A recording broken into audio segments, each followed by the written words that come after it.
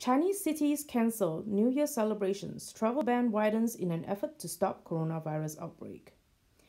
Beijing, major Chinese cities, including Beijing and virus-hit Wuhan, ban all large gathering over the coming Lunar New Year festival, the most important holiday on the Chinese calendar, in an expanding effort to contain the rapidly spreading outbreak.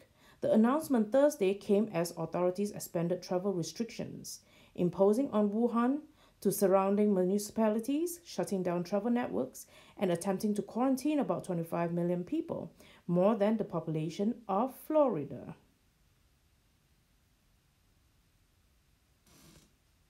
A bigger outbreak is certain, said Guan Yi, a virologist who helped identify severe acute respiratory syndrome, SARS, in 2003. He estimated conservatively, he said, that this outbreak could be 10 times bigger than SARS epidemic because that virus was transmitted only by a few superspreaders in a more defined part of the country.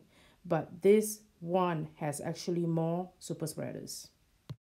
Even one of the government's top experts who had played down the prospect for widespread infection contracted the virus. Yep, this dude in the picture.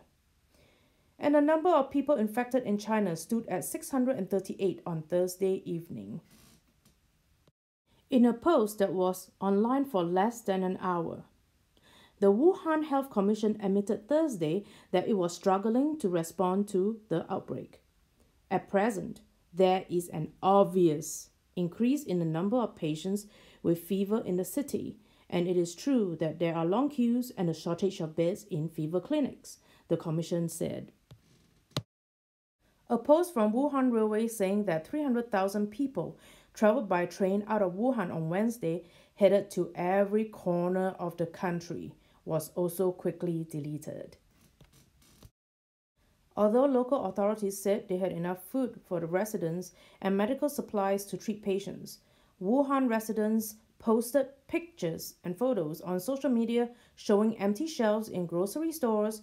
Prices of fresh fruits and vegetables have spiked, and the cabbages selling for double the usual amount.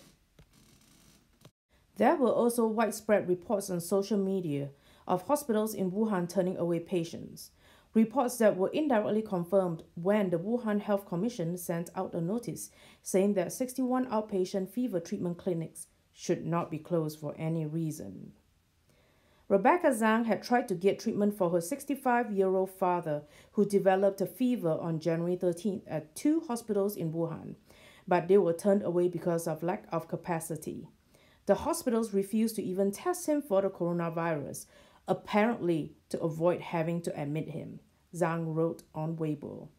Other hospitals would not see him without a positive diagnosis of the coronavirus, so he was stuck in an infinite loop, she wrote on Wednesday, saying he had still not been admitted despite scans showing serious inflammation in both lungs.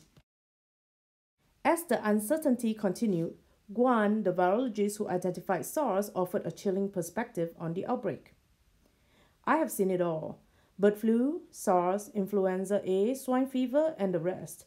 But the Wuhan pneumonia makes me feel extremely powerless, he told Caixin. Most of the past epidemics were controllable, but this time I am petrified. I personally believe that this contagious Wuhan SARS-like pneumonia is actually airborne, more than human to human. So a mask is not enough. You need a full Ebola gear because this can be spread through the eye ducts and the tear ducts. You need protection that can be hosed down.